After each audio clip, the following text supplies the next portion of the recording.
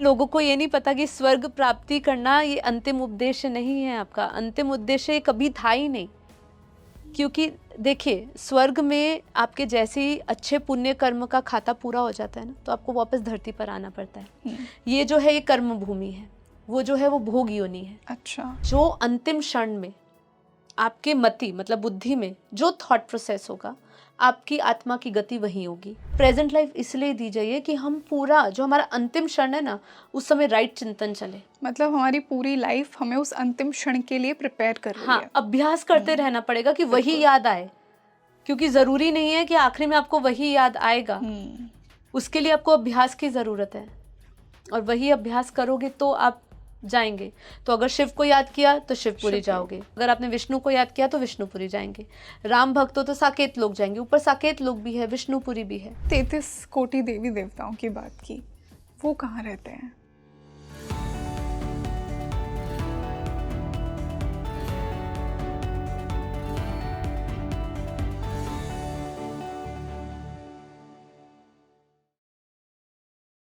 स्वागत है आप सभी का एक बार फिर से इंडिया के बेस्ट पॉडकास्ट स्पीकिंग ट्री पर, और मैं हूं आपके साथ रंगोली शर्मा। दोस्तों, क्या आपकी भी ये जिज्ञासा रही है कि मैं कहाँ से आया हूँ या आई हूँ, मैं कहाँ पे जाऊँगा, मेरी सोल की जर्नी क्या है, कैसे हमने एग्जिस्ट करना स्टार्ट किया?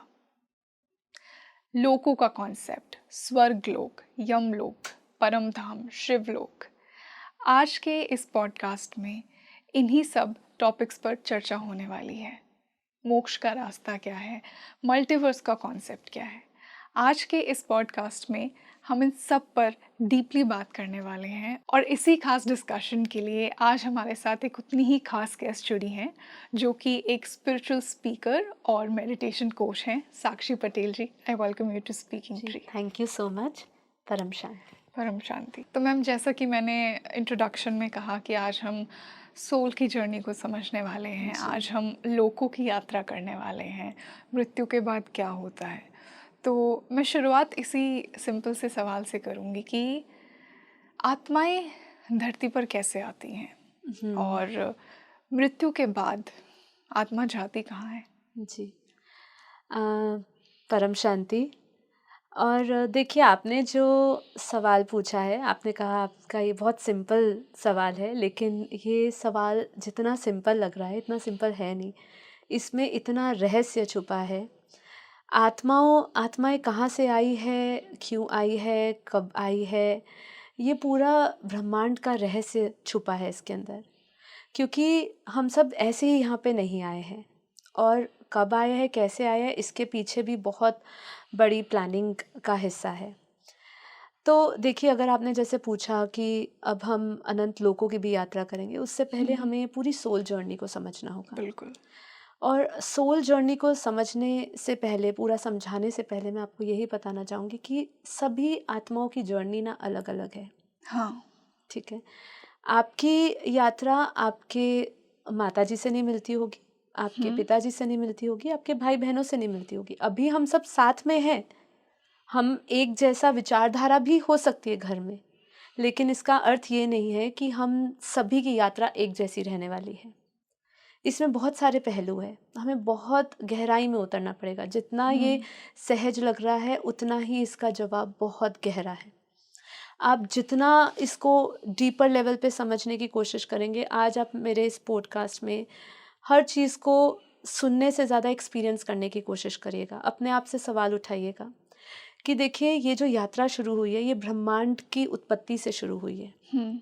वैसे तो इसकी यात्रा अनंत है, लेकिन अभी मैं सिर्फ एक बेस बना रही हूँ आपके लिए। क्योंकि अगर मैं आज आपको बोलूँ कि अनंत ब्रह्मांड है, अनंत महाब्रह्मांड है, बहुत बड़ी दुनिया है, और सबकी यात्रा केवल इस ब्रह्मांड तक सीमित नहीं है। अभी हम सिर्फ ब्रह्मांड को एक जानते हैं, हम सिर्फ यूनिवर्स की बात करते हैं, लेकिन एक्चुअल में बहुत सारी दुनिया है, इतनी विशाल दुनिया है, अलौकिक दुनिया, दिव्य दुनिया है, जहाँ से सभी दिव्य आत्माएं भी आई है, और वही दिव्य आत्माएं आज अपने आप को भूल बैठी है। अब अगर मैं सिर्फ अभी आपको सिर्फ ब्रह्मांड की क्रिएशन की बात करूं, तो ये आत्माएं, जब पहले हम ऐसे नहीं थे जैसे आज आप अपने आप को देख रहे हैं, वैसे जैसे मुझे देख रहे हो, हम दिव्य आत्माएं थे, हमारा दिव्य शरीर था, हम ऐसे 5 तत्वों में नहीं थे। दुनिया भी बहुत श्रेष्ठ थी, बहुत सुंदर थी। हम अक्सर बोलते हैं कि भगवान ने ये दुनिया कैसे बनाई, ये कैसी बनाई है दुनिया। भगवान ने ये दुनिया नहीं बनाई, ये बहुत बड़ा मिथ है एक तो लोगों के अंदर। क्योंकि ये क्रिएशन बनाई थी ना जब भगवान ने, जब ब्रह्म, ब्रह्म मतलब जो निराकार, जिसको निर्गुण कहा, जिसको निरंजन कहा, वही Yes. ब्रह्म है।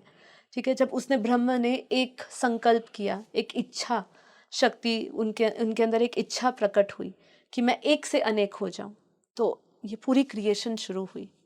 ठीक है, उन्होंने ही वही ब्रह्म स्वरूप से उन्होंने अपना ही एक रूप, प्रतिरूप निकाला, आकारी, जिसको शिव का नाम दिया। उसी आकारी शिव ने अपने अंदर से शिव शक्ति निकाली, और वही शिव शक्ति, आकारी शिव शक्ति, उन्हें आगे देवी द्वारा, देवी जैसे हम आदि शक्ति कहते हैं, तो आदि शक्ति ने ही ब्रह्मा विष्णु महेश, हम जानते हैं कि ब्रह्मा विष्णु महेश जो है वो क्रिएटर और डिस्ट्रक्टर, और हम पालना की बात करते हैं कि वो नर्चर करते हैं। Nurturer, yes. ठीक है, तो ये पूरा एक प्रोसेस है। अब उसके बाद जब बेसिकली आत्माएं कब से आई, आत्माएं धरती पर कब से आना शुरू हुई, ये अभी समय पहले हमें समझना पड़ेगा, पूरा काल चक्र समझना पड़ेगा जो हमारा शास्त्रों में भी लिखा है। अभी जो समय चल रहा है, ये जो समय चल रहा है, अभी एक ब्रह्मांड की आयु ब्रह्मा के 100 साल की होती है। Yes. ठीक है, ये आपने शायद पढ़ा हाँ। होगा। ठीक है, लेकिन ये ब्रह्मांड के आयु जो 100 ईयर्स की होती है, उसमें से ब्रह्मा का पहला पराध चला गया है। ठीक है, मतलब अगर हम पराध को समझे, आपको थोड़ा और सिंप्लीफाई, और व्यूअर्स को भी सिंप्लीफाई करते हैं जिनको नहीं पता, कि हम ब्रह्मा के 50 साल का एक पराध होता है। ऐसे अभी जो चल रहा है, 50 साल पूरे हो गए ब्रह्मा के, ये जो चल रहा है वो ब्रह्मा का दूसरा पराध चल रहा है। Yes. ठीक है, उसके भी 198 करोड़ साल बीत चुके हैं। मतलब ये समय, आप सोचिए, जब क्रिएशन हुई होगी, ब्रह्मा ने सबसे पहले परम पुरुष, मतलब एक दिव्य पुरुष निकाले थे। दिव्य इसलिए यूज कर रहे, लोगों को समझ आए, बाकी उनकी जो कैटेगरी थी, उनकी जो क्वालिटी थी, वो अभी आपके और मेरे कल्पना के बाहर है। वो सिर्फ लोग अनुभव कर सकते हैं जो योग द्वारा अपने दिव्य स्वरूप को देख चुके होंगे, या मेरी बातों को वो कनेक्ट कर पाएंगे। लेकिन उन्होंने जो रचना बनाई थी वो दिव्य बनाई थी। अब वो धरती पर जब वो दिव्य रचना, अब ये मतलब ये दूसरा परात चल रहा है, अनंत समय से यात्रा। अब उसके अंदर जब ये आत्माओं की क्रिएशन हुई, वही परम पुरुष धीरे धीरे संकल्पों से हमारी जो एनर्जी है वो वेस्ट होती गई, और वही जो दिव्य आत्माएं थी वही अपने आप को भूल बैठी, और वही देवी देवता बन के आज मनुष्य रूप में आ चुके। यहाँ पे मैं ये कहना चाह रही हूँ कि हम सभी, हमारे शास्त्रों में कहते हैं सभी शिव समान है। जो धरती पर आए, जो मनुष्य रूप में है, कम से कम वो शिव समान है। जिसने उसको जान लिया, जिसने ब्रह्म को जान लिया, वो शिवत्व को प्राप्त हो गई, वो शिव समान बन गई। जिसने नहीं जाना, तो वो यहीं पर ही भटकी रही, उलझी रही, और वो यही संसार में रह गई। ठीक है, तो यहाँ पे जो सोल जर्नी है, वो सोल जर्नी, ये पूरी यात्रा को समझना है कि हम दिव्य आत्माएं थे, परम पुरुष परम प्रकृति के रूप में थे, और वही एनर्जी धीरे धीरे हमारी खत्म होती गई। अब ये भी सवाल आता है कि एनर्जी कैसे खत्म होती है, वो तो दिव्य आत्माएं थी। अब उस समय दिव्य आत्माएं थी तो दिव्य दुनिया थी। उस समय आपको पता है कि टेलीपैथी थी। उस समय ऐसे हम शब्दों का प्रयोग नहीं करते थे। आपने देखा होगा हमारे शास्त्रों में भी, जब कहानी कथाओं में भी देखा होगा कि जब भी विष्णु जी को नारद जी को भी बुलाना होता था तो संकल्प करते थे, वो संकल्प करते थे, टेलीपैथी चालू हो जाती थी, और वो जो संकल्प करते थे वो उनको टच करता था और वो आ जाते थे। Yes. ठीक है, तो टेलीपैथी थी, दिव्य दुनिया थी, तो दिव्य दुनिया में दिव्य संकल्पों की भाषा थी। पर अब वो एनर्जी धीरे धीरे रूप बदलता गया उनका, मतलब ये सृष्टि का स्वरूप बदलता गया। आपको ये समझना होगा, बिल्कुल। सृष्टि का स्वरूप बदल गया। पहले दिव्य सृष्टि थी, आज वही दुनिया तमो प्रदान हो चुकी है, मतलब सतो से रजो, रजो से ये तमो हो चुकी है, तमस दुनिया। इसको और भी विस्तार से समझा सकते, युग को समझे, जैसे हम सतयुग, त्रेता, द्वापर, कलयुग कहते हैं। तो सतयुग में सतो दुनिया थी, जो त्रेता युग था उसमें सतो रजो दुनिया थी, फिर द्वापर युग में रजो दुनिया थी, रजो प्रधान दुनिया थी, वहाँ कामनाएं, वासनाएं, इच्छाएं बढ़ गई थी सबकी। और आज जो है कलयुग, कलयुग का समय कैसा है, तमस दुनिया, तमो दुनिया है ना। तो ऐसे ही संकल्पों में गिरावट होती गई, हर एक युग में गिरता रहा। हर एक युग में हमारे जो देवी संस्कार थे वो सारे देवी संस्कार धीरे धीरे आसुरी संस्कार बन गए। हमारे अनंत जन्मों में अनंत रिकॉर्डिंग्स होते होते हमारे सारे कर्म बंधन अनंत कर्म बंधनों में आ गए, हम फंस गए यहाँ पे, और अपने आप का जो मूल स्वरूप है वो भूल गए।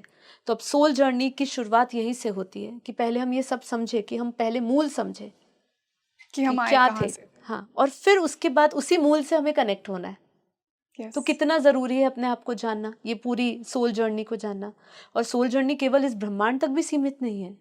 आपको बहुत ही इंटरेस्टिंग लगेगा और ये जान के आपको अचंभा होगा कि यात्रा तो इससे परे की है। अनंत कोटि ब्रह्मांडों की। बिल्कुल सही कहा। हमारे शास्त्रों में लिखा है अनंतानंत ब्रह्मांड है। ठीक है, ऐसा भी कहा है अनंतानंत ब्रह्मांड बनते हैं बिगड़ते हैं।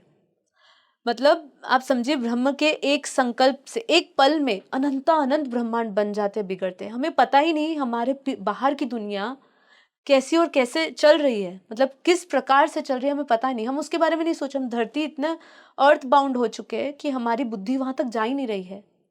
तो ये यात्रा ब्रह्मांड तक सीमित नहीं है। जैसे अर्ध प्रलय होता है, प्रलय होता है, कल्प प्रलय होता है, महाकल्प प्रलय होता है।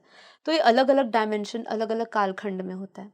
मैं आपको अभी अर्ध प्रलय, प्रलय, कल्प प्रलय, महाकल्प प्रलय समझाऊं तो आपको ये सीधा महाकल्प प्रलय पहले समझाती हूँ आपको, क्योंकि वो ब्रह्मांड की आयु से लेना देना है उसका। जब महाकल्प प्रलय होती है ना, तो ये पूरा ब्रह्मांड वाइंड अप हो जाता है। ठीक है, हमारे ज्ञान में ब्रह्मांड को एक सौर मंडल कहते हैं, सोलर सिस्टम। ये पूरा सौर मंडल समाप्त हो जाता है। और ये पूरा ब्रह्मांड किसका बना है? जैसे आपने कहा था आज अनंत लोकों को जानेंगे, तो ये धरती से ऊपर 7 लोक ऊपर और 7 लोक नीचे, ऐसे हमारा पूरा ये ब्रह्मांड 14 लोकों का है, जिसको शास्त्रों में 14 भुवन भी कहा है। तो जहाँ पर लोग कई कई बार, हमारे सिद्ध पुरुष जो एस्ट्रल ट्रैवलिंग भी करते हैं, तो कई लोग ऊपर सिद्ध लोकों में, तप लोकों में, महर लोकों में जाते हैं। तो इस धरती से ऊपर भूलोक है, भूवोर लोक है, जिसको चंद्रलोक भी कहा, जिसको पितृलोक भी कहा। पितृ वहाँ रहते हैं। यस। जी, और उससे ऊपर स्वर्गलोक कहा। सब स्वर्ग की प्राप्ति स्वर्ग करना की चाहते हैं। प्राप्ति की, मृत्यु के बाद तो सब अच्छे चाहते कर्म हैं। किए हैं तो स्वर्ग लोग जाओगे। जी, लेकिन लोगों को ये नहीं पता कि स्वर्ग प्राप्ति करना ये अंतिम उद्देश्य नहीं है आपका। अंतिम उद्देश्य कभी था ही नहीं। क्योंकि देखिए, स्वर्ग में आपके जैसे ही अच्छे पुण्य कर्म का खाता पूरा हो जाता है ना, तो आपको वापस धरती पर आना पड़ता है। ये जो है, ये कर्म भूमि है। वो जो है वो भोग योनि है। अच्छा, वहां टेम्पररी सिर्फ है आप, पर वो भी। हाँ जी, वो भी टेम्पररी है। ऑफ कोर्स टेम्पररी है। क्योंकि जब कल्प प्रलय होती है ना, अभी तो मैंने आपको महाकल्प प्रलय बताया, कल्प प्रलय में ये तीनों लोग समाप्त हो जाते हैं। तीनों लोग, धरती अपनी, भूलोक, भूवोर लोक, स्वर्ग लोक, ये तीनों लोग समाप्त हो जाते हैं। विष्णु 12 सूर्य का तेज पैदा करके पूरे, वो तो महाकल्प प्रलय में पूरा ब्रह्मांड समेट लेते हैं, लेकिन ये तीनों लोग भी कल्प प्रलय में पूरे हो जाते हैं। तब ब्रह्मा का एक दिन पूरा होता है। सोचिए, ये आप डायमेंशंस को रिलेट करने की कोशिश करिए। और हमारी प्रॉब्लम्स कितनी छोटी हैं इन सब चीज़ों के सामने। बहुत अगर हम अपनी जर्नी को समझे और उसको लक्ष्य बनाएं, क्योंकि देखिए, हम यहाँ पे यात्री थे, हमने यहाँ लक्ष्य बना लिया इसको कि कर्म बाउंड हो गए हम यहाँ हाँ। पे। अब जैसे आपने स्वर्ग की बात करी, अब स्वर्ग पे जाना चाहते हैं लोग, वो जान नहीं रहे कि वहां पे जाके उनके पुण्य खाते खत्म होंगे, धरती पे वापस आओगे, मुक्ति नहीं हुई आपकी। उससे ऊपर तो कितने दिव्य लोक पड़े हैं। उससे ऊपर तप महर लोक है, जन लोक है, तप लोक है, सत्य लोक है, ब्रह्मापुरी, विष्णुपुरी, शिवपुरी है। जो जिसको ध्याता है वहां जाता है। तो हम इन्हीं लोगों के वन बाय वन बात करते हैं। जी बिल्कुल। तो जैसे आपने स्वर्गलोक की बात करी, तो यहाँ से धरती से भी उसका रास्ता जाता है स्वर्गलोक का, चंद्रलोक से जाता है, एक कैलाश पर्वत से जाता है। अच्छा। ऐसे डिफरेंट डिफरेंट पोर्टल्स है जहाँ से अलग अलग दुनिया का कनेक्शंस है। तो ऐसे ऊपर स्वर्गलोक से ऊपर तपलोक है, जैसे महरलोक है, तपलोक है, जनलोक है। वहाँ पे दिव्य आत्माएं रहती है, आज भी रहती है। अब मैं एक सिंपल सा आपको एग्जांपल देती हूँ, लॉजिक से आप समझने की कोशिश करिएगा। मैं इसलिए लॉजिक से बात कर रही हूँ जिससे आप कनेक्ट करें। आप समझने की कोशिश करिए कि जो आत्माएं धरती पर अभी है, जो सिद्ध लोग हैं, जो साधक है, जो सब कुछ छोड़ के गुफाओं में बैठे हैं, हाईली इवॉल्व्ड स्पिरिचुअल सोल्स हैं। जी, मतलब वो अगर तपस्या कर रही है सन्यासी बन के, उनकी बहुत उच्च सत्य लेवल की साधक है वो, और वो सब कुछ छोड़ चुके हैं। अब उनको जब मृत्यु होगी उनकी, तो वो क्या वापस धरती पर आना चाहेंगे? नहीं। अभी जीते जी वो छोड़ रहे हैं माया को। एग्जैक्टली। तो अगले जन्म उनकी इच्छा रहेगी वापस आने की, क्योंकि वो तो यहीं पर अभी से ही छोड़ रहे हैं। यस। तो वो कहाँ जाएंगी आत्माएं? क्या वो स्वर्ग में रुकेगी? स्वर्ग में तो भोग होता है। स्वर्ग में तो आपने जो अच्छे कर्म करे उसका भोग लेने के लिए जाते हैं आप। जो ऊपर के लोकों की प्राप्ति होती है, या जब ब्रह्म की प्राप्ति होती है, जो हमारे ब्रह्मांड का सबसे ऊंचा लोक है, परम धाम। जैसे भगवान श्री कृष्ण भी बोलते हैं ना, मैं तुझे अपने शाश्वत परम धाम ले जाऊंगा। तो जो परम धाम है वहां पे कौन सी आत्माएं पहुंचती है? वहां पे वही आत्माएं पहुंचती है जो जो ये सब माया छोड़ चुकी होती है। अब जो ये ऐसे साधक है या ऐसे ऋषि मुनि बैठे हैं जो तपस्या करे, वो तपलोक में जाएंगे, वो महर्लोक में जाएंगे। महर्लोक में बड़े बड़े ऋषि है, महर्षि है। ओके। वो ऐसी आत्माएं वहां जाएंगी, वो क्या करेंगी स्वर्ग में बैठ के? तो मृत्यु के समय जब मान लीजिए कोई शिव भक्त है, कोई जी। विष्णु जी का भक्त है, और मृत्यु के समय वो उन्हें याद करते हैं, हम्म। तो क्या उनको एक्सेस होती है उन लोगों पर जाने की, चाहे डेफिनेटली कैसा होती है। भी कर्म किया हो? देखिए, यहाँ से पहले तो कर्म बंधनों से मुक्ति पाने का ये सबसे बड़ा यहाँ पे प्रयोजन है कि आपका जन्म ही अपने अनंत जन्म जो आपने करे हैं, जो भी कर्म बंधन क्रिएट करे हैं, कार्मिक्स क्रिएट करे हैं, वो कार्मिक्स को आप नलीफाई करोगे, न्यूट्रलाइज करोगे, तो ही जाके आप ऊपर की दुनिया में जा पाओगे। ठीक है, ये एक कॉन्सेप्ट आता है हमारे शास्त्रों में, अंतमते सो गति। ठीक है, अब ये अंतमते सो गति क्या कहता है कि जो अंतिम क्षण में आपके मति मतलब बुद्धि में जो थॉट प्रोसेस होगा, आपकी आत्मा की गति वही होगी। सिंपल। अब जब हम अंतिम मान लीजिए क्षण आ गया है, अब उस अंतिम क्षण में अगर आपका संकल्प आपके इष्ट से जुड़ा होगा, जैसे आपने कहा वो शिव भक्त है, पर यह भी बहुत जरूरी है कि अंतिम समय उसका संकल्प क्या है। हाँ, क्योंकि हमारे शास्त्रों में एक कहानी आती है, मैं उसको बहुत विस्तार से नहीं बताऊंगी, इतना बताती हूँ कि एक ब्राह्मण था, लेकिन वो ब्राह्मण अपने कार्यों में पड़ गया था, एक वैश्याओं के चक्कर में फंस गया, और उसके बाद उसकी बुद्धि भ्रष्ट हो गई। तो उसका पुत्र का नाम नारायण था, आपने शायद सुना हो, उनके पुत्र का नाम नारायण था। तो वो अंतिम क्षण में है ना, उन्होंने अपने पुत्र से बहुत लगाव था उनको, तो उन्होंने अंतिम समय में अपने पुत्र का नाम लिया, हे नारायण, मतलब नारायण बोला। तो उस समय जब उनकी अंतिम श्वास हुई तो नारायण बोला। उस समय ना देवता गण भी आए और नरक से दूत भी आए, सब दोनों आए, और दोनों झगड़ने लग गए कि इन्होंने तो नारायण बोला तो ये तो जाएंगे विष्णुपुरी, और दूसरे बोलने लगे नहीं, इन्होंने तो कार्य अच्छे नहीं करे, कर्म अच्छे नहीं करे, तो वो तो धरती लोक पे नहीं, मतलब वो तो नीचे जाएगा, नरक में जाएगा।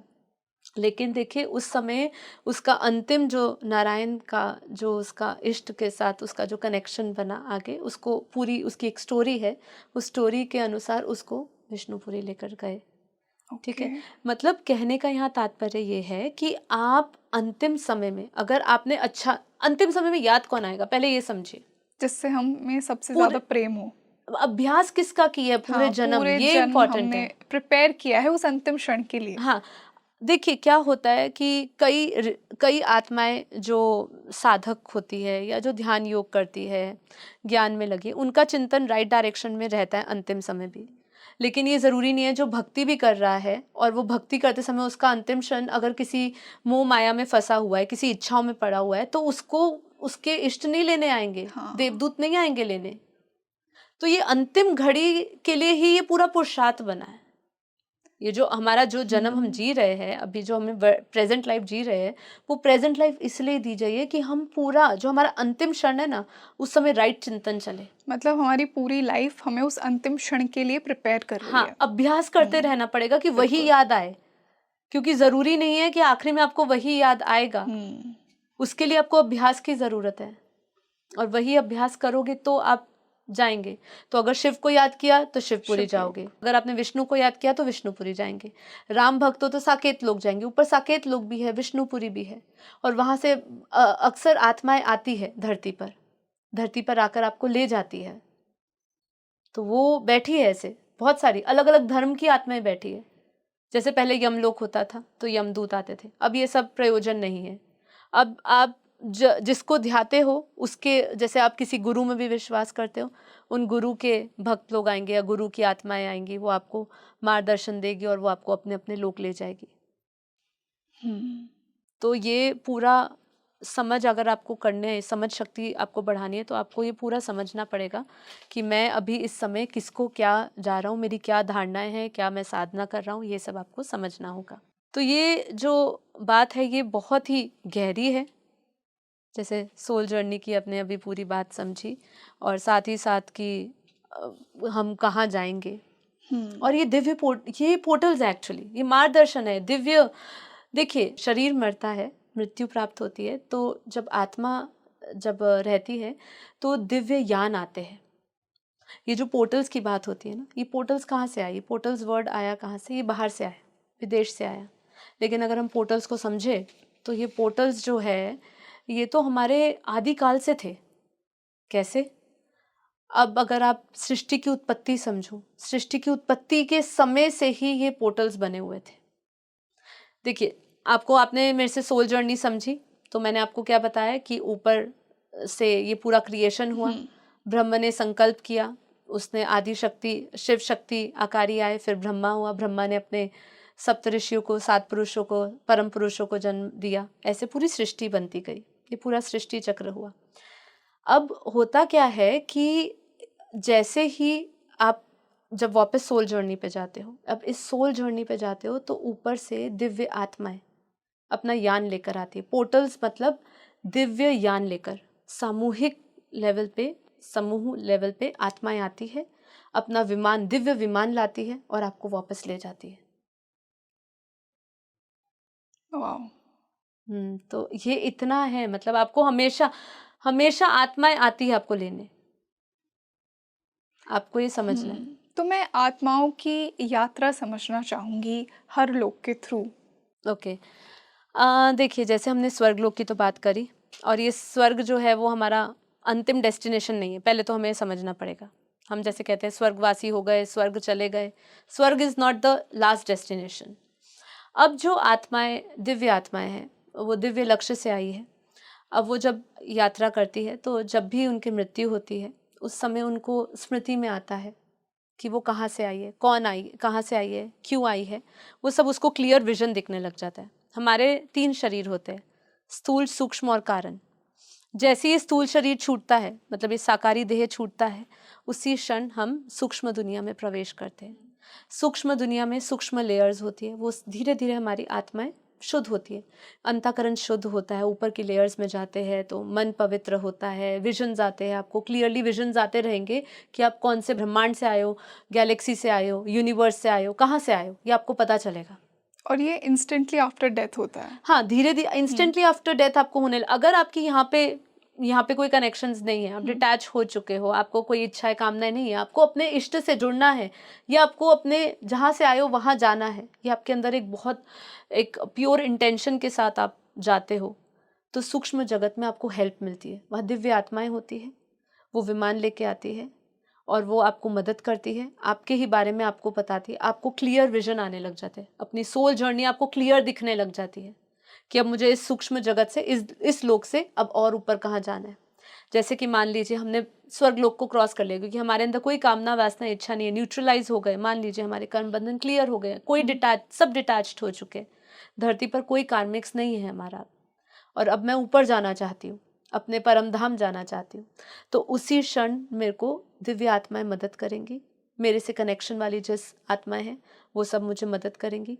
मैं तपलोक जाऊंगी, तपलोक से ऊपर सत्यलोक है, ब्रह्मापुरी है। कभी कभी आत्माएं डायरेक्ट ट्रैवल भी करती है, कभी कभी वो जैसे तपलोक में बड़े बड़े ऋषि मुनि होते हैं, वो भी तपस्या करवाते हैं, वहाँ पे भी तपस्या कराते हैं। जैसे यहाँ गुरुकुल होते हैं, यहाँ साधनाएं होती है, वहाँ पे भी आपको ज्ञान द्वारा आपको और पवित्र किया जाता है, तभी आपकी यात्रा ऊपर जाएगी। देखिए, हर एक लोक मतलब डायमेंशंस लीजिए, हमारी धरती से ऊपर जो है वो 7 डायमेंशन पकड़ लीजिए, ठीक है। धरती के नीचे 7 डायमेंशंस दूसरे लीजिए, जिसको अतल, वितल, सुतल, रसातल, तलातल बताया, पाताल बताया। अब ऊपर के डायमेंशन में जैसे मैं तपलोक में पहुंची, अब वहां पे भी आत्माएं हैं, वहां की डायमेंशन अलग है, वहां की एनर्जी अलग है। अब मुझे तपलोक से ऊपर जाना है, सत्यलोक, मुझे ब्रह्मापुरी जाना है, मुझे विष्णुपुरी जाना है, शिवपुरी जाना है, या मुझे परम धाम जाना है, तो मैं उस यात्रा के लिए सबसे पहले अपना पात्र बनूंगी ना। मुझे उधर का ज्ञान चाहिए, उधर की एनर्जी चाहिए। जो तपलोक की एनर्जी है, जो विष्णुपुरी की एनर्जी, वो अलग है। तो मैं रेगुलरली जैसे जैसे ऊपर जाऊंगी, कंसिस्टेंटली मुझे आत्मा में वो ज्ञान लेना पड़ेगा। वहां पे भी आत्माएं हैं, वो आपको मदद करेगी उस ब्रह्म स्वरूप बनने की। और यदि आपके अंदर रिकॉर्डिंग्स है, क्योंकि हमारे जो अवचेतन मन या हमारा जो कारण शरीर है, उस कारण शरीर में अनंत जन्मों की रिकॉर्डिंग्स है, सब कुछ रिकॉर्ड है। सारे इंप्रेशंस आपके अंदर पड़े, सारी स्मृति पड़ी है। बस अभी समस्या ये है कि वो जो स्मृतियाँ थी वो स्मृतियाँ विस्मृत हो चुकी है और अभी देह भान की स्मृतियाँ हमारे अंदर बहुत प्रबल हो चुकी है। पर जैसे ही क्लियरेंस मिलता है सूक्ष्म जगत में, सारा विजन आपको क्लियरली दिखना शुरू हो जाएगा। तो जैसे ही वो विजन आपको क्लियर होता रहेगा, आप अपनी यात्रा बढ़ाते रहोगे। अब मैं गई ब्रह्मांड में, परम धाम में, वहां पे आत्मा बिल्कुल प्रकाश स्वरूप में होती है, दिव्य स्वरूप में होती है, दिव्य लाइट होती है, अपने अलौकिक स्वरूप में होती है। अब उस प्रकाशित स्वरूप के बाद मुझे और पता चलता है कि मैं इस ब्रह्मांड की हुई नहीं, मैं तो गैलेक्सी से आई हुई हूँ।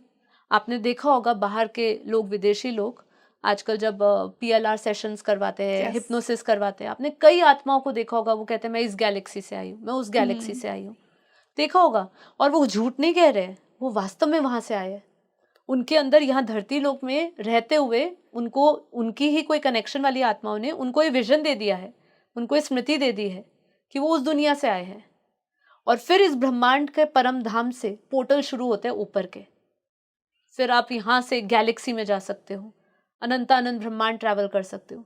तो आपकी आत्मा में जितनी भी शक्ति है, जिस भी डायमेंशन की शक्ति है, जहाँ से आए हो उससे ऊपर नहीं जा सकते। जिस डायमेंशन से आए हो उस डायमेंशन तक आपकी यात्रा पूरी होगी, वही आपका अंतिम मोक्ष होगा। उसके सिवा आप कहीं पर भी सेल्फ सेटिस्फाइड नहीं होगे, कंटेंट नहीं फील करोगे। मुझे वहां जाना है, अभी और भी ऊपर जाना है। वो रिकॉर्डिंग आपके अंदर है, तो आपको पता चलेगा मुझे और ऊपर है। ब्रह्मांड की जब आयु पूरी हो जाएगी महाकल्प प्रलय के समय, तो ये पूरा वाइंड अप हो जाएगा। लेकिन जो श्रेष्ठ आत्माएं होगी, क्योंकि ब्रह्मांड से ऊपर जाने वाली आत्माएं होगी, तो वो ऊपर चली जाएगी और ब्रह्मांड को समेट लिया जाएगा। जो ब्रह्मांड का मालिक शिव है, वो रोम रोम में सभी आत्माओं को अपने अंदर ले लेगा। फिर जब नई क्रिएशन शुरू होगी तो वापस ब्रह्मांड की क्रिएशन करेगा। लेकिन सिक्योर कर लिया जाता है ऊपर। इससे पावरफुल आत्माएं जो होती है, जो गैलेक्सी से आई है, वो इससे भी पावरफुल आत्मा है, वो ऊपर चली जाती है। तो ये जो बात है ना, बहुत सूक्ष्म है। सूक्ष्म मतलब आपको बारीकी से समझना है कि मेरा जो कनेक्शन है, जिसको क्वांटम लेवल पे समझोगे आप, विज्ञान इसको क्वांटम कहता है। क्यों क्वांटम कहता है? ये अति सूक्ष्म से सूक्ष्म से सूक्ष्म है। बिल्कुल। और इसका कनेक्शन बहुत लंबा है। जितना आपके अंदर ज्ञान आता जाएगा, उतना आपको ये कनेक्शन रिवील होता जाएगा। तो ये कनेक्शन रिवील करने के लिए आपको क्या चाहिए? ज्ञान। ज्ञान, आत्मज्ञान, ब्रह्म ज्ञान। ब्रह्म ज्ञान क्या है? पूरे ब्रह्मांड का रहस्य, पूरा ब्रह्मांड के ज्ञान को समझो, तो आपको पता चलेगा सोल जर्नी में कहाँ से आई हूँ। तब आप अपने इष्ट से कनेक्शन कर पाएंगे। क्योंकि आपने जैसे कहा शिव को मानने वाले शिव जाएंगे, पर हमें ये पता है अनंता अनंत ब्रह्मांड है, अनंता अनंत ब्रह्मांड में अनंता अनंत शिव है। जब देवी ले गई थी अपने दिव्य यान में, देवी भागवत में इसका पूरा प्रसंग है कि देवी ले गई थी ब्रह्मा को दूसरे लोग दिखाने, दूसरे ब्रह्मांडों की यात्रा कराने। तो उन्होंने देखा कहीं पर 4 मुखी ब्रह्मा है, कहीं पर ब्रह्मा के 100 मुख है, कहीं पर उनके 1000 मुख है, कहीं लाखों है। तो ये उनको उनका अहंकार तोड़ने के लिए ले गई थी कि हर एक ब्रह्मांड में ब्रह्मा विष्णु महेश है, हर एक ब्रह्मांड का मालिक शिव है। और शास्त्रों में क्या कहा है? अनंत ब्रह्मांड है, अनंत शिव है, अनंत शिव है। तो आप कहाँ से, कौन से ब्रह्मांड से आए हो? कैसे समझेंगे सोल जर्नी को? ज्ञान से। बिल्कुल। कौन सा ज्ञान चाहिए? क्या ये हमें जो हम रिचुअल्स कर्म कांड कर रहे हैं, इससे क्या वो ज्ञान वो सिद्ध हो जाएगा, पता चल जाएगा आप कहाँ से आए हो? इसके लिए आपको बहुत गहराई से उतरना पड़ेगा। अपने शास्त्रों, वेदों, उपनिषदों का आपको पूरा अध्ययन करना पड़ेगा। जब आपके अंदर ये चीज आ जाएगी कि मैं शरीर नहीं, मन नहीं, बुद्धि नहीं, चित्त नहीं, अहंकार नहीं, मैं दिव्य आत्मा हूँ, बेहद के बेहद की आत्मा हूँ। हमारे बापूजी ने ज्ञान दिया है, बेहद का परम ज्ञान। हम एक शब्द यूज करते, बेहद। बेहद का मतलब अनंत, बेहद का मतलब जो जिसका बाउंडलेस, इनफाइनाइट, जिसको समझाना इस व्यक्त दुनिया में जो हम दिखते हैं, उस अव्यक्त दुनिया को समझाना असंभव है। इसलिए इसको सिर्फ अनुभव से जाना जा सकता है। और अनुभव आत्मा तब करती है जब इस ज्ञान को धीरे धीरे समझते हुए, जब वो चिंतन में लाती है, प्रोसेस करती है, ये पूरे ज्ञान को प्रोसेस करेगी, एंड देन वो आत्मा रियलाइज करेगी कि हाँ ये बात तो सत्य है। वो कभी भी इसका खंडन नहीं करेगी। अब मैंने आपको कहा कि अनंत ब्रह्मांड है, अनंत शिव है, आपने इस बात को स्वीकार कर लिया। अब मैं बोलूंगी शिव से ऊपर भी महाशिव है, वो गैलेक्सी का मालिक है, उससे ऊपर अनंता अनंत यूनिवर्स है, उससे ऊपर मल्टीवर्स है, लाइफ इन मल्टीवर्स, पूरी मल्टीवर्स में दुनिया चल रही है, पूरा मल्टीवर्स जीवंत है। अनंत आत्माएं रहती है पूरे मल्टीवर्स में। यथा ब्रह्मांडे तथा पिंडे, जैसा ब्रह्मांड वैसी दुनिया। हम 5 तत्व के हैं क्योंकि हमारे ब्रह्मांड 5 तत्व का है। हमारी जो दुनिया है, पृथ्वी है, पृथ्वी लोक 5 तत्व का है, इसलिए हम भी 5 तत्व में। तो जहां जिस ब्रह्मांड के साथ आप जाओगे, वहां का जो एनर्जी होगी, जो वहां की डायमेंशनल पावर होगी, जिसको हमारे बापूजी ने कला कहा, उधर की आपकी बॉडी होगी। तो पूरा लाइफ इन मल्टीवर्स, पूरे मल्टीवर्स में जीवन है, आज चल रहा है। और इस अव्यक्त दुनिया को समझने के लिए आपको ऐसा ज्ञान चाहिए, ऐसा विजन चाहिए जो आपके धीरे धीरे आपकी लेयर्स खोलता जाए। आत्मा की, आत्मा के ऊपर लेयर्स है, वो लेयर्स क्लियर होती जाएगी। सबसे पहले तो आपको ये समझ आएगा, जैसे मैंने कहा कि हम शरीर नहीं, ये अभ्यास आपका, क्योंकि हमें देह अभ्यास कड़ा हो चुका है, बॉडी कॉन्शियसनेस में अभी हम जी रहे हैं। Wow, so fascinating ma'am. मैं भी बचपन से काफ़ी क्यूरियस रही हूँ इन टॉपिक्स को लेकर, जी तो काफ़ी आंसर्स मुझे आज मिल रहे हैं, ऐसा लग रहा है। जी जी, ये आपकी जिज्ञासा ही है। देखिए, हर एक आत्मा को जिज्ञासु होना चाहिए, उसको अपने आप को जानने के लिए जितनी हो सके ना चेष्टा करनी चाहिए। क्योंकि मृत्यु और ये जन्म के रहस्य को समझना सबसे बड़ा, ये अगर आपको ज्ञान मिल जाए इस जीवन में, वो सबसे बड़ा वरदान है आपके लिए। बिल्कुल। क्योंकि मनुष्य जीवन जो प्राप्त हुआ है, मनुष्यता की जो इम्पोर्टेंस है, ये मनुष्य देह की इम्पोर्टेंस है, उसी को विवेक और उसी को ये बुद्धि मिली है, और किसी योनि में ये बुद्धि नहीं है। तो ये आपकी जिज्ञासा है जो इस पूरे वार्तालाप को, संवाद को यहाँ तक लेकर जा रही है। बिल्कुल। जी इसी से मैम मैं हेल का कॉन्सेप्ट, नरक का जी कॉन्सेप्ट समझना चाहूँगी। अभी तक जी, हमने स्वर्ग लोक की बात की, अब हम थोड़ा नीचे के लोकों की बात करते बिल्कुल। हैं जहाँ बहुत नेगेटिविटी है। जैसा गरुड़ पुराण में कहा गया है कि हम्म जो बुरे कर्म करेगा उसे तला जाएगा। क्या हम्म ये सच है किसी हद तक? देखिए, अभी है ना, ये जो इसकी व्याख्या है इस तरीके से दी है, लेकिन अगर इसको हम सूक्ष्म तरीके से समझते हैं, इसको ठीक है, सटल फॉर्म में समझते हैं कि देखिए, सबसे पहले नर्क क्या, नर्क एक, इसको भी आप बोलोगे तो समझे तो ये भी एक नेगेटिव पोर्टल है, हम्म ठीक है। अब जो आत्माएं बुरी कर्म कर रहे हैं, उनको कौन लेकर जाएगा? उनका कोई ना कोई तो, उनका भी सारा कर्म बंधनों का जो भी उन्होंने हिसाब किताब किया, उसकी भी तो सजा मिलनी चाहिए मतलब ना। बुरी आत्माओं को भी कोई लेने आएगा। हाँ, डेफिनेटली भूत प्रेत योनि में वो जाती है। आपने भूत प्रेत देखे, जो देखिए जिनके अंदर वासना है। नेगेटिव पोर्टल्स क्या है, नर्क क्या है? नर्क क्या है? नर्क वही है जो आपके अंदर अभी भी इच्छाएं पड़ी है, वासनाएं पड़ी है, दुष्कर्म पाप कर्म आप कर रहे हो, पापाचार अत्याचार कर रहे हो, ये जो भी आपकी वृत्तियां हैं, यही वृत्तियां नर्क है। अब यही बुरी आपको आत्माओं को डिफाइन कैसे करेंगे? देखिए, इसकी डेफिनेशन है ना, हर इंसान के लिए अलग अलग होगी। सब्जेक्टिव है ये तो बहुत। हाँ, क्योंकि अभी देखिए, अब जो चोरी कर रहा है उसके लिए चोरी अच्छा कर्म है, उसके लिए वो बुरी बात नहीं है। एग्जैक्टली। उसको मैं बोलूंगी गलत है तो वो बोलेगा नहीं, मैं तो अपना कर्म कर रहा हूँ। तो बुरी आत्मा अगर मैं समझाऊंगी तो मैं तो ये बोलूंगी, जो आत्माएं काम क्रोध लोभ मोह अहंकार में, वो सभी बुरी आत्माएं। जो अपने आप को नहीं जानती, वो सभी बुरी आत्माएं। अभी अपने आप को जो नहीं जानती, जो पापाचार अत्याचार में पड़ी है, इच्छाएं कामनाओं में पड़ी है, लोगों को मारने में लगी है, एक दूसरे का कल्याण नहीं कर सकती है, वो सभी बुरी आत्माएं। वो जो भी कर्म कर रही है, वो सभी बुरी आत्माएं। अब वो बुरी आत्माओं का को कौन गति देगा? ऐसे जैसी उनके अंदर वासनाएं होती है, वैसी आत्माएं आती है, जैसे हमने अभी बात करी। अब वो स्वर्ग में नहीं जाएगी, वो नर्क में जाएगी। क्यों जाएगी नर्क में? क्योंकि उनकी वासनाएं पड़ी हुई है। तो ऐसे नेगेटिव आत्माएं, जो सूक्ष्म आत्मा है ना, भूत प्रेत जैसी आत्माएं, उसमें प्रवेश कर जाती है। आपके अंदर नेगेटिव इच्छाएं हैं, नेगेटिव कामनाएं पड़ी है। जैसे कि आपको एग्जाम्पल देती हूँ, एग्जाम्पल से और क्लियर होगा। बहुत आज हम देख रहे हैं अत्याचार पापाचार पीक लेवल पे बढ़ चुका है, बिल्कुल। ठीक है। आज हम देख रहे हैं धर्म के नाम पे भी लड़ाई हो रही, ये तो बहुत क्लियर है, दिख रहा है। रेपिस्ट कितने बढ़ चुके हैं, देख रहे हैं। ये सब कौन कर रहा है? हम केवल एक इंसान को देख रहे हैं कि वो ये कृत्य कर रहा है, ये गंदा कर्म कर रहा है, लेकिन हम ये नहीं जानते हैं कि जो सूक्ष्म आत्माएं हैं, जो ऐसी वासनाएं लेकर गई है।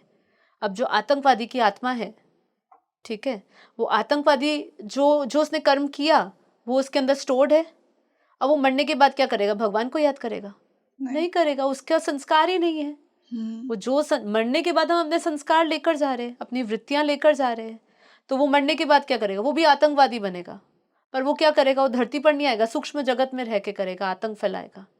क्योंकि ये जितनी स्थूल दुनिया हमें दिख रही है, इसको चलाने वाले सूक्ष्म दुनिया है, तो जितनी भी नेगेटिव आत्माएं हैं जो नेगेटिव काम कर रही है, उनको सूक्ष्म आत्माएं, जो नेगेटिव सूक्ष्म आत्माएं, भूत प्रेत पिशाच ऐसी जो योनि में चली जाती है आत्माएं, वो आत्माएं आकर उनको पोजेस भी कर लेती है। उनको उनके अंदर पोजेस ना करे तो उनको ऊपर से रेज मार के उनको कंट्रोल कर लेती है। वशीकरण जैसा होता है ना, उनके मन को कंट्रोल कर लेती है और उनके मन को कंट्रोल करके उनसे और दुराचार और पापाचार करवाती है। नहीं तो आप कभी कभी सोचिए, जिस लेवल पे अत्याचार या जो रेपिस्ट की बातें आती है, आप सोचिए कोई ह्यूमन टेंडेंसी लेवल पे कोई इंसान कर सकता है? कोई इतनी क्रूरता, इतना निर्मम कैसे हो सकता है? Exactly. जब सूक्ष्म आत्माएं उनमें प्रवेश करती है ना, एक एक के अंदर 100 आत्माएं प्रवेश करके काम करती है। क्या काम करती हैं? जो भी उनको अपनी वासनाएं पूरी करनी है ना, शरीर तो छोड़ दिया, लेकिन आत्मा के रूप में तो संस्कार पड़े हैं ना। अब वो अपनी इच्छाएं कैसे पूरी करे? अब जो शराबी है, वो शराब पीने का उसको शौक है, ठीक है, अब वो मर गया, अब वो क्या करेगा? उसकी वो वासना तो गई नहीं, वासना तो आपको जीते जी खत्म करनी पड़ेगी। अब वो वासना गई नहीं तो वो क्या करेगा? अब उसकी वासना पूर्ति के लिए वो ऐसे ही व्यक्तियों को ढूंढेगा और उनके अंदर और नेगेटिविटी क्रिएट करेगा, उनसे नेगेटिव काम कराएगा। उसको पावर मिल रही है, उसकी एनर्जी। जैसे आज हमारे शरीर को क्या चाहिए? खाना चाहिए पेट भरने के लिए। उनको क्या चाहिए? वो तो खाना नहीं, उनको तो खाने की जरूरत नहीं हो, तो आभास से लेते हैं। तो वो आभास किससे लेंगे? किसके द्वारा लेंगे? शरीर नहीं है तो क्या करेंगे? वो ऐसी आत्माओं का, जो नेगेटिव आत्माएं होती है, उनका वो पोजेस करके, उनको यूज करके अपनी इच्छाएं पूर्ति करती है। तो वो कहाँ जाएगी? वो नर्क में ही है। जो धरती के नीचे अतल वितल सुतल रसातल, ये पाताल जो है, ये सब है क्या? नेगेटिव एनर्जीज ही है। आज नागों की पूजा क्यों हो रही है? बताइए। हमारे 33 कोटि देवी देवताओं में इतने सारे देवी देवता है, ब्रह्म विष्णु है, शिव है, उनको याद ना करते हो, हनुमान को याद करते हो, नाग की पूजा होती है। हमारे गुजरात में नाग की बहुत पूजा करती है। तो नाग की पूजा क्यों करते हैं? जिसको ध्याओगे वैसा बनोगे, तो नाग योनि में जाना है आपको? नहीं ना, कौन चाहेगा? लेकिन ऐसे असुर है जो ऐसे इनकी पूजा करते हैं। तो ये जो संस्कार है ना आत्माओं के अंदर, ये संस्कार ऐसे नहीं जाते, ये संस्कार आत्मा के साथ जाते हैं। और जब वो संस्कार लेकर जाएगी, उसके हिसाब से वो स्वर्ग या नर्क भोग देगी। वैसी नेगेटिव आत्माएं आएगी, वैसी पॉजिटिव आत्माएं आएगी। जो पॉजिटिव आत्माएं होती है, उनको पॉजिटिव आत्माएं मदद करती है, उनका ऑरा भाग सकती है। जो नेगेटिव आत्माएं हैं, उनका ऑरा बहुत नेगेटिव होता है, पूरा ब्लैक होगा उनका ऑरा। आपके ब्लैक एनर्जी को वो, उनके लिए वो उनका, आपने एनर्जी वेम्पायर्स के बारे में सुना है? यस। वो एनर्जी वेम्पायर्स क्या है? यही आपको नर्क लेकर जाएगी, क्योंकि पोजेस कर लेगी आपको। तो उस समय आनंद लग रहा है, लेकिन वो आनंद तो है नहीं, वो तो वासनाएं अपनी पूरी कर रही है। तो एनर्जी वेम्पायर्स ऐसे आपकी एनर्जी सक करते हैं और आपको और नीचे लोकों में ले जाते हैं। वो कभी आत्मा ऊपर आ ही नहीं पाती है, धरती पर आ ही नहीं पाती है। आपने 33 कोटि देवी देवताओं की बात की, वो कहाँ रहते हैं? वो सब अभी मनुष्य बन चुके हैं। वही तो सारा मुद्दा है। हम सब अपने आप को भूल बैठे हैं। जैसे मैंने आपको जब क्रिएशन का ज्ञान समझाया, आपको पता है कि ये पूरी क्रिएशन हुई है। ब्रह्मा मतलब प्रजापिता ब्रह्मा, उन्होंने संकल्पों से सृष्टि की रचना करी। उन्होंने सप्त ऋषि बनाए, सप्त ऋषियों ने आगे और क्रिएशन करी। ऐसे क्रिएशन चलती रही। ऐसे 33 कोटि देवी देवता हुए। वही देवी देवता जो थे, वही हम ही देवी देवता थे, और हम ही अपने आप को भूल बैठे हैं। हम ही दिव्य प्रकाश में थे। देखिए, देवी देवता क्या, जिनकी जो चेतना का स्तर है वो ऊंचा है। आप अपने आप को हायर सेल्फ से कनेक्ट करने की बात करते हैं, हायर एनर्जी से बात करते हैं। वो क्या है? वो देवी देवता ही है ना। देवी देवता क्या थे? वो जो उनकी जो ऊर्जा थी, वो ऊर्जा कैसी थी? डिवाइन। तो हम वो एनर्जी के थे। हमारे अंदर अनंत सूर्यों का प्रकाश है। अरबों खरबों सूर्य के समान हमारी आत्मा प्रकाशित है। पर वही है बात, सारी बात, मुद्दा यही कि हम वो भूल गए स्वरूप। इसीलिए वही देवी देवता जो है धरती पर आ चुके हैं। जो पूज्य थे वही पुजारी बन गए हैं। आप स्वयं को ही पूज रहे हो, आप अपने आप को भूल गए हो। अब आपको स्मृति दिलाई जा रही है कि अपने आप को याद करो। हमारे संस्कार ऐसे नहीं थे। हम यहाँ पे किसी को मारने कूटने, किसी की निंदा करने, किसी को दुख देने नहीं आए थे। हम एक डिवाइन पर्पस से सभी आए थे। 33 कोटि देवी देवता भी आए थे, तो वो डिवाइन पर्पस से आए। लेकिन वो एनर्जी लॉस कैसे हुई? संकल्पों से हुई। इसको और थोड़ा सा बारीक से और कनेक्टिविटी जोड़ते हैं। आप पहले के लोग देख लीजिए, आज से 500 साल पहले आपकी दादी नानी परदादी उनकी कहानियाँ सुनो तो आप पाओगे कि वो अंधेरे में भी सुई धागे का काम कर लेते थे, राइट। मीलों चल लेते थे, उस समय साधनों की आवश्यकता थी कोई ऐसे जो आज हमारे पास गाड़ी सब कुछ है उसकी ज़रूरत थी क्या? कोई एरोप्लेन्स की ज़रूरत थी? नहीं, उनको कभी ज़रूरत नहीं लगी। क्यों? उस समय कौन सी एनर्जी थी? उस समय डिवाइन एनर्जी थी, सतो प्रधान दुनिया थी। जैसे सतयुग में सतो प्रधान दुनिया थी। आज से 500 साल भी वायुमंडल पवित्र था, शुद्ध था, प्योर था, एनर्जी थी उधर। तो वहाँ के उस समय के लोगों में भी एनर्जी थी। आज हम 1 किलोमीटर नहीं चल सकते। हाँ, क्यों? क्योंकि हमारे शरीर से ज़्यादा आत्मिक शक्ति खो गई है। तो पहले जो लोग थे उनमें कौन सी शक्ति थी? आत्मिक शक्ति थी। वो ज़्यादातर संकल्पों में नहीं आते थे। आज हम जितनी संकल्प कर रहे हैं, थॉट प्रोसेस कितना चल रहा है? स्ट्रेस क्यों बढ़ रहा है? थॉट से ही बढ़ रहा है ना। हम लगातार सोच रहे हैं, मन शांत ही नहीं हो रहा है। तो ये जितना हम सोचते जा रहे हैं, हमारी आत्मिक शक्ति खत्म होती जा रही है। हम साइलेंस में थे, हम मौन में थे, साइलेंस में थे, निराकार थे। निराकारी से आकारी, आकारी से साकारी बन गए। मतलब हमने अपनी दुनिया का भी स्वरूप बदला, अपना खुद का भी स्वरूप बदला। इसलिए आज जो भी बोल रहे हैं, मैं अपने हायर सेल्फ को याद करता हूँ, मैं अपने कॉन्शियसनेस को याद करता हूँ। हायर कॉन्शियसनेस में जाना है। सब बात कर रहे हैं लेकिन क्रिएशन नहीं समझ रहे कि निराकारी से आकारी, आकारी से हम साकारी बने हैं। हम ये 5 तत्वों में ऐसे डायरेक्टली नहीं आ गए हैं, हमें ऐसे फेंका नहीं गया है। ये डार्विन्स थ्योरी भी हमारे ज्ञान के हिसाब से जो हमें बापूजी ने दिया, उस थ्योरी के हिसाब से भी फिट नहीं बैठती है। हम गिरे हुए देवी देवता है, हम उठे हुए कोई जानवर नहीं है। हम देवी देवताओं से गिर के आज मनुष्य रूप में आ गए हैं। रियली? यस। और इसका लॉजिक भी सही बैठता है। आप हमारे शास्त्रों में करिए, जिसको नहीं मानना वो बात अलग है, लेकिन आप एक बहुत ही प्रैक्टिकल माइंड से सोचिए। एक तरफ हम कह रहे हैं कि हम हायर कॉन्शियसनेस के थे, अब वो हायर कॉन्शियसनेस की एनर्जी डाउन हुई होगी, एनर्जी लेवल पे वेस्ट हुई होगी, तभी वो हायर कॉन्शियसनेस से हम इस लोअर कॉन्शियसनेस या लोअर डायमेंशन में आ गए। समझ रहे आप? हायर डायमेंशन में रहने वाली आत्माएं लोअर डायमेंशन में आ गई, lower level of energy, lower consciousness में। मतलब उच्च से उच्च चेतना के स्तर पे जो आत्मा थी वो आज नीच से नीच चेतना की कैटेगरी में आ गई है। पर इससे तो फिर एवोल्यूशन का कॉन्सेप्ट कैंसिल आउट हो रहा है। हाँ? कि हम पहले पानी से बने, नहीं, हम अमीबो प्लांट्स और बने, वो सब हम चीज नहीं। यू नो हमारे शास्त्रों में कभी इसकी बात नहीं है। ये विज्ञान अपना लेकर आया है, साइंस। लेकिन हमारे अगर हम शास्त्रों की भाषा समझे, वेदोपनिषदों को समझे, क्रिएशन को समझे, ब्रह्मांड की क्रिएशन को समझे, शिव की क्रिएशन को समझे, हम अपने आप को नीचा क्यों मान रहे हैं? हम अपने आप को जीव मान रहे हैं। हमें तो भगवान कह रहे हैं तुम अहम ब्रह्मास्मि, तुम ब्रह्म समान हो। शिवोहम कह रहे, सर्वोहम कह रहे, तुम शिव समान हो, तुम उसके जैसे हो, हम उसका अंश है। परमात्मा का अंश क्या वो जीव होगा एक? तो ये तो एवोल्यूशन थ्योरी, जितने लोग आए, अलग अलग धर्म के लोग आए, उन्होंने अपने सनातन ज्ञान को पूरा का पूरा लुप्त कर दिया है। और ये अगर आज लोग मान भी रहे हैं तो बहुत मूर्खता की बात है कि अपने आप को ये मान रहे हैं, अपने आप को एक जीव मान रहे हैं। हम तो अपने आप को शिव कह रहे हैं, शिवत्व की प्राप्त करने की बात कर रहे हैं।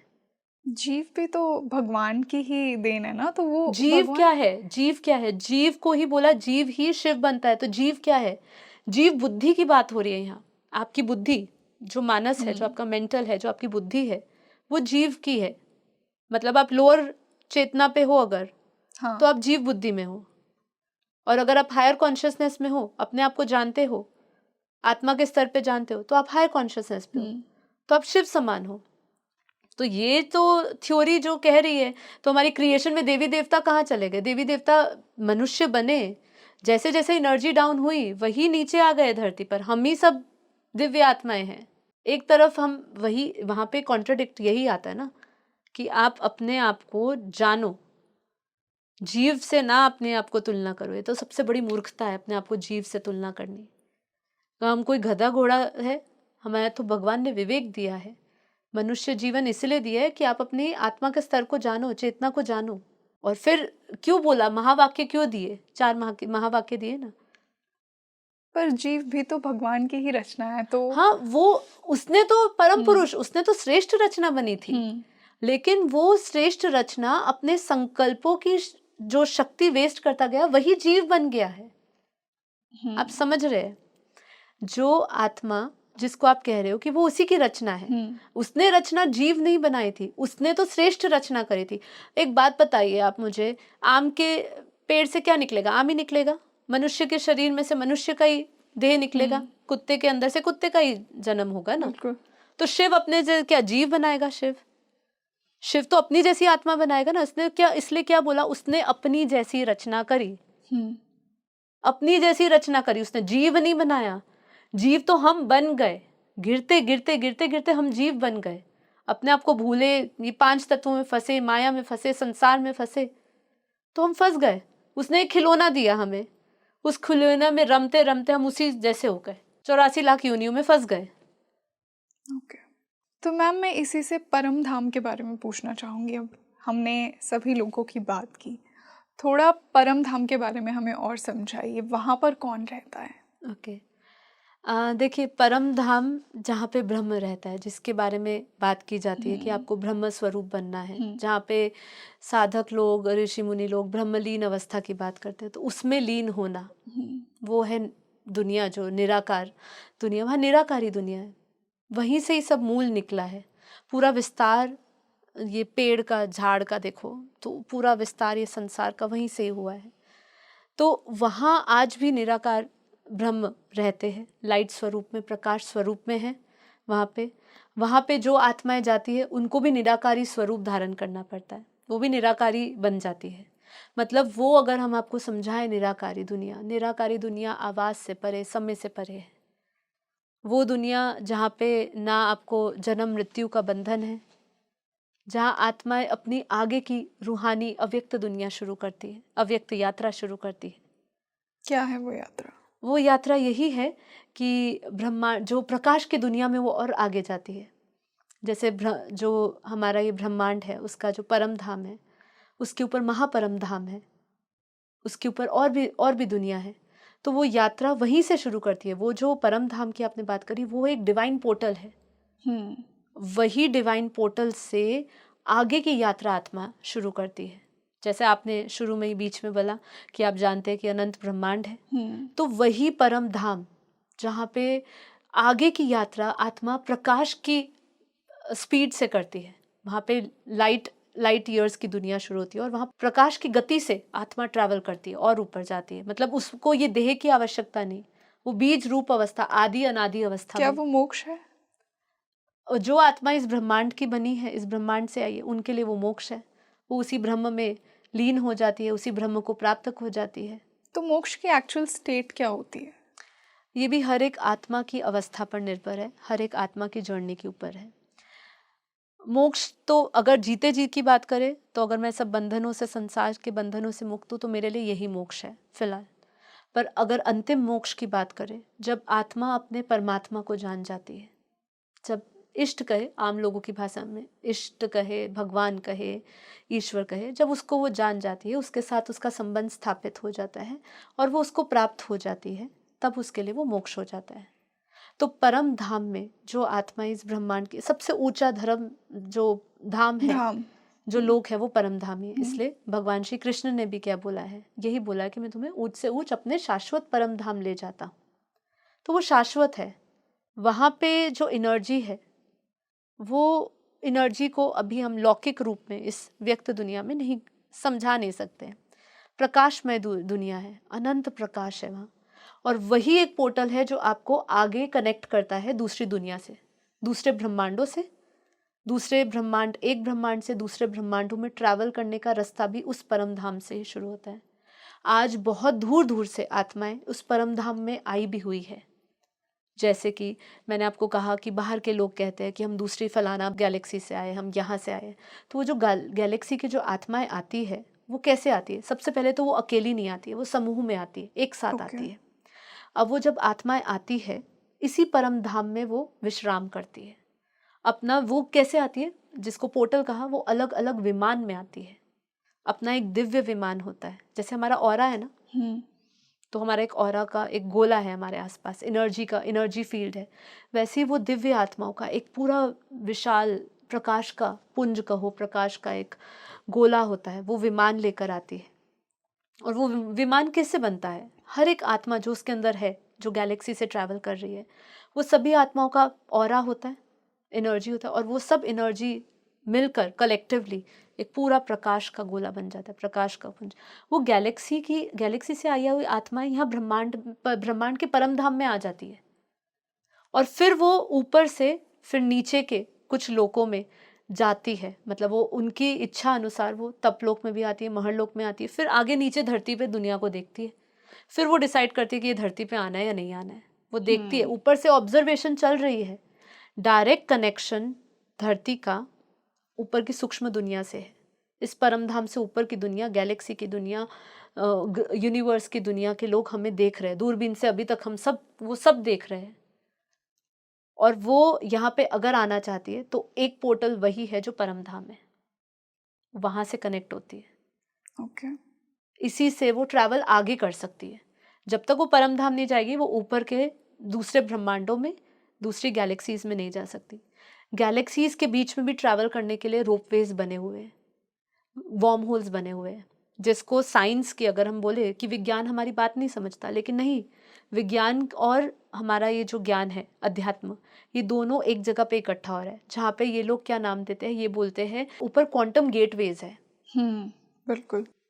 मल्टीवर्स पाथवेज की थ्योरी भी बोल रहे हैं। ये नई नई थ्योरीज ये डेवलप कर रहे हैं, ये बता रहे हैं ऊपर जाने के वॉर्म होल्स है। वॉर्म होल्स क्या होते हैं?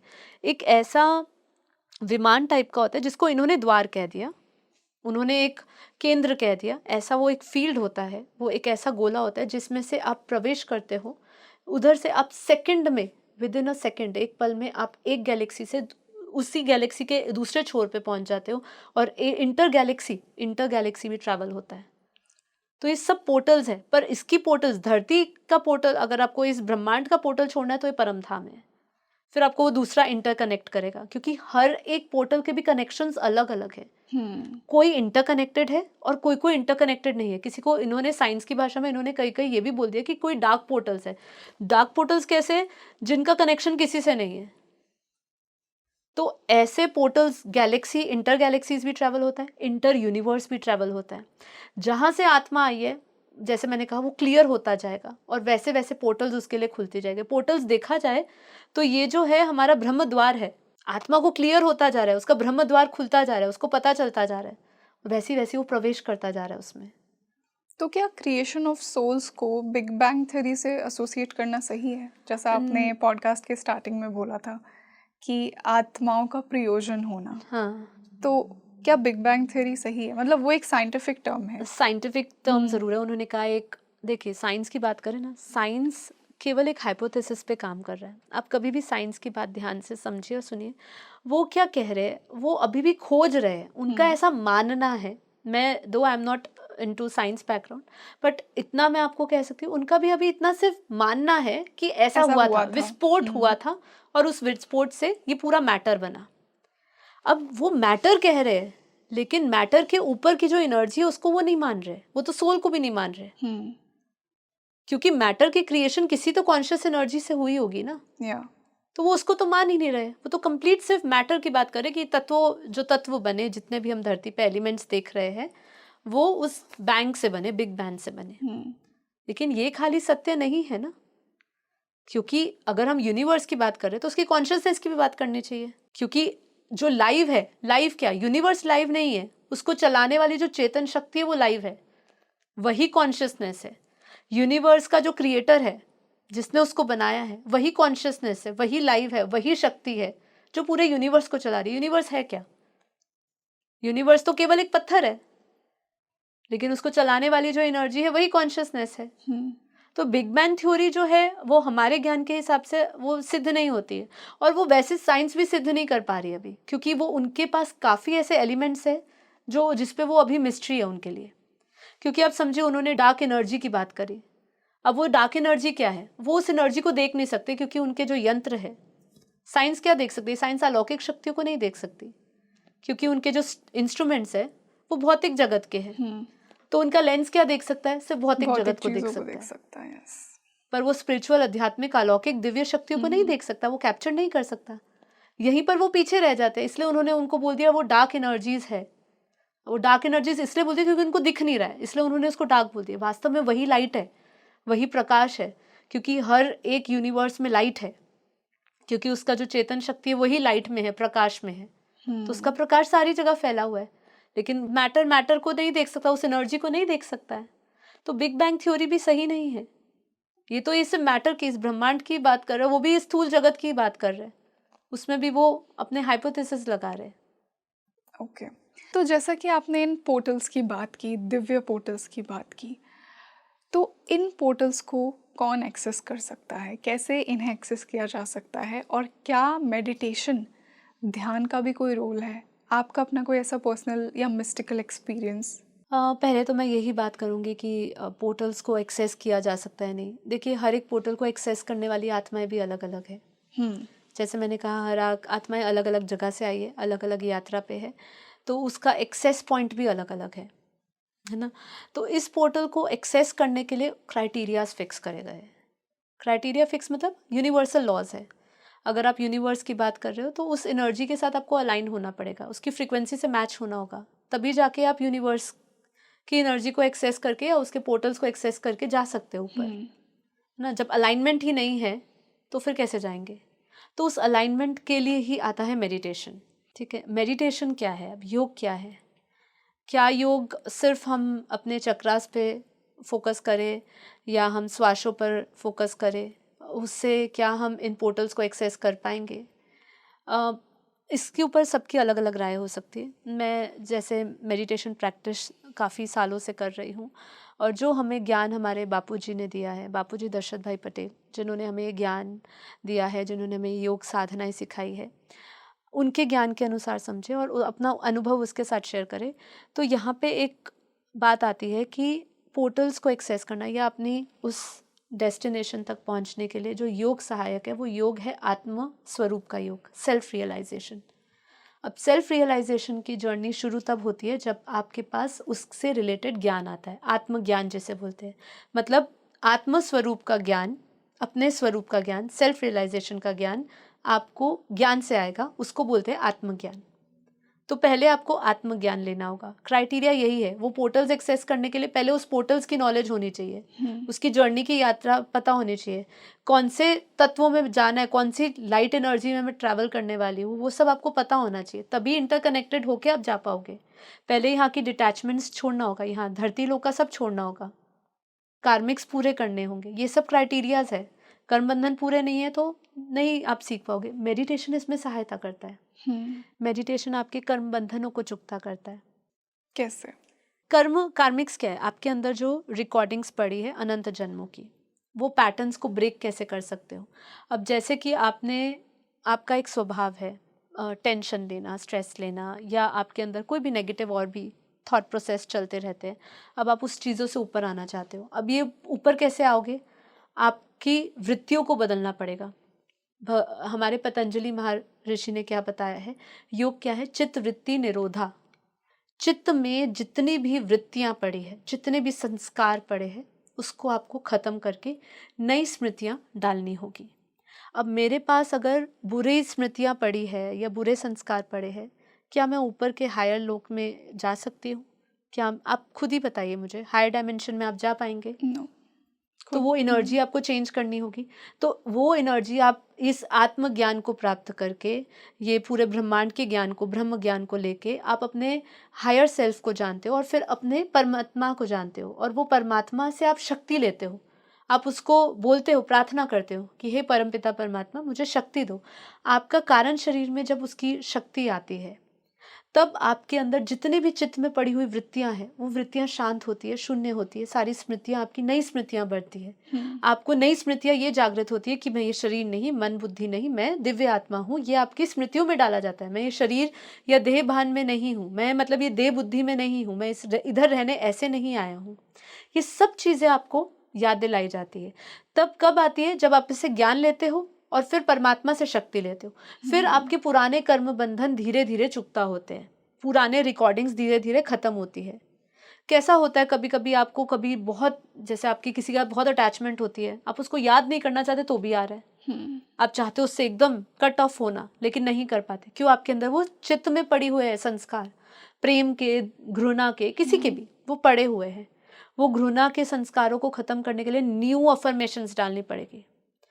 आपको फॉरगिवनेस पे प्रैक्टिस करनी पड़ेगी, ग्रैटिट्यूड पे प्रैक्टिस करनी पड़ेगी, साथ ही साथ परमात्मा को याद करके अपने इष्ट से पावर लेनी पड़ेगी, उस पर ब्रह्म परमेश्वर को याद करना पड़ेगा, ब्रह्म स्वरूप में याद करना पड़ेगा। उसको ब्रह्म से पावर लोगे, वो प्रकाश आपके भीतर आएगा और फिर आपके धीरे धीरे आपके जो पुराने संस्कार थे वो ख़त्म होते हुए नए संस्कार बनेंगे और धीरे धीरे वो आपकी रिकॉर्डिंग्स ख़त्म होती जाएगी।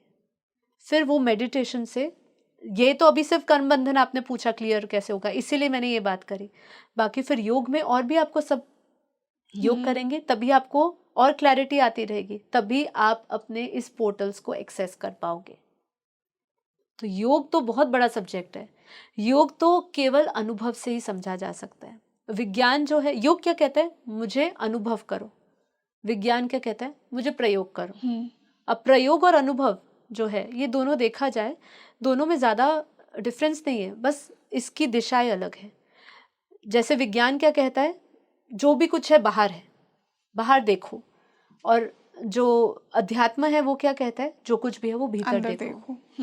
तो योग यही है, भीतर का प्रयोग, अपने भीतर प्रयोग, अपना मनन चिंतन करो, आत्मचिंतन करो, आत्मविश्लेषण करो, निरीक्षण करो, इंट्रोस्पेक्ट करो अपने आप को। मैं क्यों हूँ, पर्पस क्या है, ये सब चीज़ें जानो।